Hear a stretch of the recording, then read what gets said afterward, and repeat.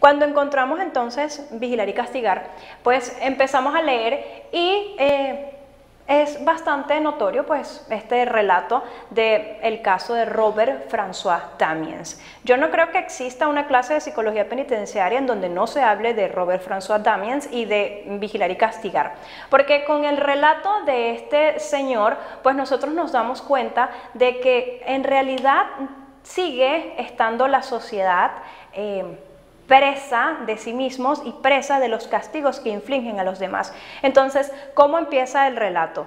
Robert François Damiens era un fanático religioso que intentó agredir al rey Luis XV luego de que el rey Luis XV viniera de visitar a su hija Madame Victoria, la cual se encontraba en el Palacio de Versalles. Este hombre, más o menos de unos 35 o 37 años, se abalanza sobre el rey con una navaja aproximadamente de 15 centímetros. Si nos vamos a la época, entonces más o menos 1750 es el caso de Robert François Damiens, pues estaba este señor cubierto por capas, ¿no? de ropa, por supuesto con personas de seguridad, y un solo individuo, que es este Robert, se acerca a él con una navaja de 15 centímetros y pues en efecto le propina una herida.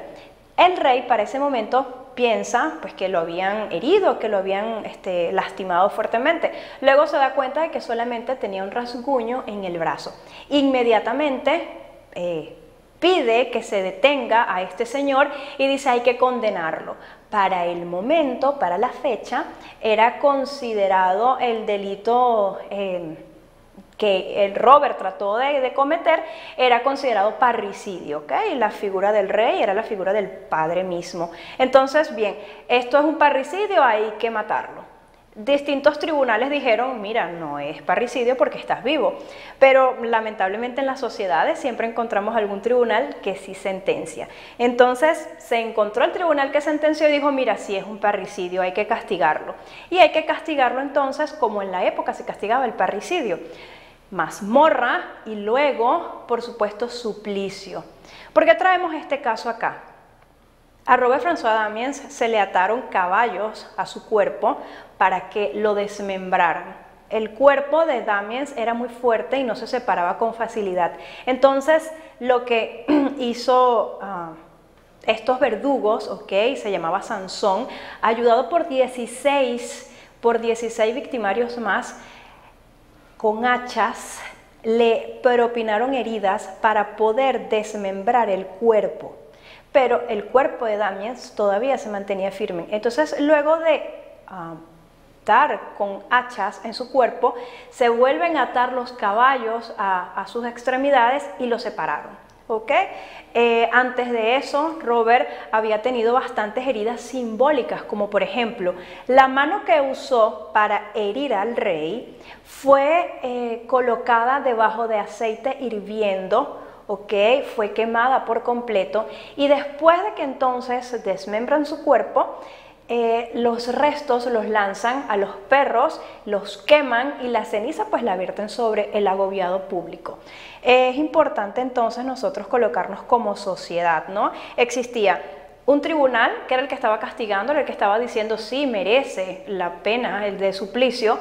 Había un grupo de observadores que estaban narrando la historia y había un grupo de asistentes que se estaban deleitando con lo que estaban observando. Este grupo de asistentes hoy día seríamos nosotros, la sociedad que pide castigos más fuertes, pero no castigos que en verdad vayan dirigidos a canalizar la motivación delictiva o a canalizar el por qué este señor quería en su momento agredir al rey. Aparte, aprovecho entonces les digo, las razones de Robert François Damiens eran simple y llanamente religiosas. Este era un señor que creía que la figura del rey opacaba la figura de Dios, y para este señor solo había una imagen, solo había un rey de reyes, y ese rey de reyes era Dios, y por eso él decía hay que acabar con este rey que está usurpando pues digamos esta idea que él tenía de su Dios. Entonces nosotros nos encontramos con esa historia en Vigilar y Castigar, porque resulta que 80 años más tarde, solo 80 años más tarde, ese delito ya no era castigado con suplicio. La persona, pues si intentaba matar a alguien, matar al rey, pues tenía un castigo, pero el castigo no era suplicio y no era muerte. Entonces es donde dice Foucault, ¿qué es lo que hace que una sociedad castigue a unos sí y castigue a otros como no? Nos encontramos, por ejemplo, casos como Venezuela.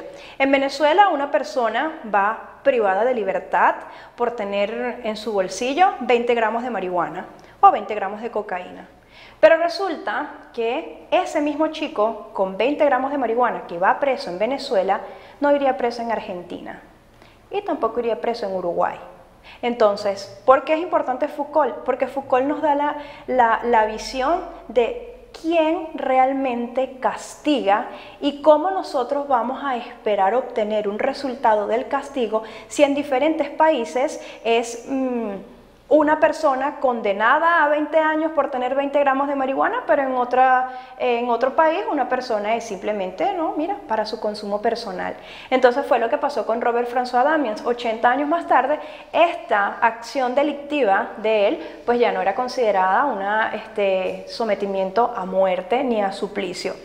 En todas las épocas anteriores al siglo XX se encerraban a los privados de libertad, ¿ok? En una suerte de cisterna, y en esa cisterna esperaban, después de muchísimo tiempo, ser castigados. Digamos que el castigo ni siquiera era el encierro, el castigo era el suplicio. Pasaban 2, 3, 4 años encerrados en una cisterna, encerrados en una mazmorra, para luego ser protagonistas de, digamos, el caso de Robert, de un suplicio de esta magnitud. Entonces, nos preguntamos, ¿existe en la actualidad alguna diferencia entre el sistema que nos explica Foucault y el sistema que estamos aplicando nosotros como sociedad a nivel de castigos? ¿Existe?